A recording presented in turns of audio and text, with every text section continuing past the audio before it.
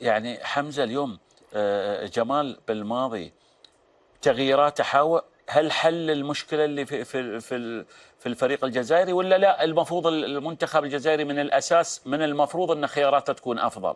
هو من الدخول ال11 اللي بدات المباراة اليوم نورمالمون لازم تكون مختلفة عن ال11 اللي هو وضعها، وضع 11 لاعب في الملعب اليوم من بداية المباراة كأنه متحفظ شوية خاصة في وسط الميدان. وفي المباراة هذه لازم لك الخبرة. إسلام سليماني اللي تكلمنا عليه قبل بداية المباراة لازم أن يكون موجود في مباراة مثل هذه. عوار ممكن يكون لازم موجود في مباراة مثل هذه. وهنا يعني اللقطة بينه وبين بن رحمة هنا لما خرج بن رحمة. عبر عن شو ها كابتن؟ فهذه أمور تحدث في كرة القدم، يعني الكل يبقى لازم يكون يحب، كل لعيب يحب يبقى فوق أرضية الميدان. لما خرج هو كلمه ممكن شيء وردة فعل من المدرب هذه ما تصير، لأنك كمدرب أنت لازم تقضم الأمور. بس تعبر إنه حتى المدرب تعبر إنه مش راضي على أداء اللاعبين. مش بس هذا وحتى منرفز، يعني هو المفروض ما يكونش راضي على أدائه هو أساسا.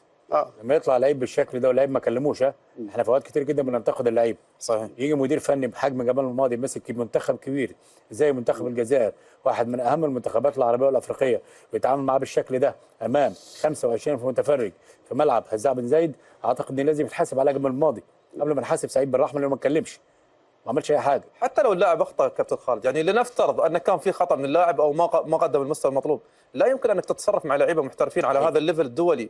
لاعب وست هام تتصرف معاه بالطريقه هذه امام هذا الجمهور اللي كان حاضر مباراه اليوم، صراحه كان مظهر لا يمت للمباراه باي صله. كابتن علي، افترضنا سعيد بن رحمه متهور وضرب بنيه، صحيح، شكلك ايه قدام لعيبتك قدام الجمهور؟ بس هو عملها. المفروض المدرب الذكي، اسف يا كابتن حمد، المدرب الذكي لما يكون لعيب طالع وهو كان لعيب وشاف ان الدنيا مش مكهربه يديله ظهره. حمزه شو رايك؟ تلفظ بكلمه لانه عملها مع سعيد بن رحمه، لانه هو متاكد ان سعيد بن رحمه مش حيعطيها رده فعل، لانه من الطف الاشخاص لو ما يعمل نفس الشيء مع اسلام سليمان على سبيل المثال، او مع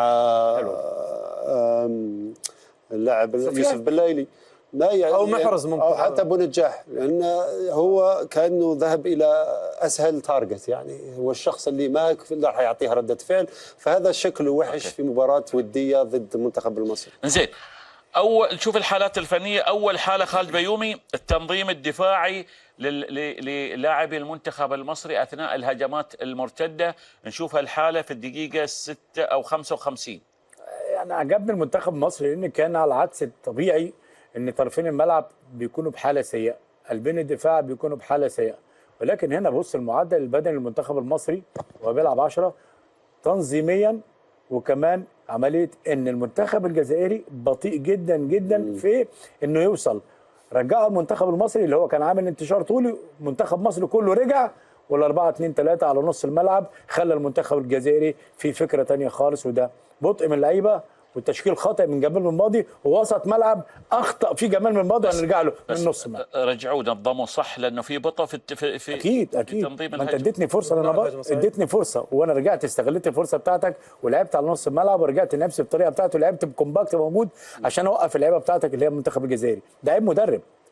هنرجع لجمال بالماضي في الموضوع بتاع التشكيل والتغييرات والكلام ده، لانه فعلا اخطا في حق منتخب الجزائر النهارده، لانه كان عنده افضل من كده يقدمه امام منتخب مصر.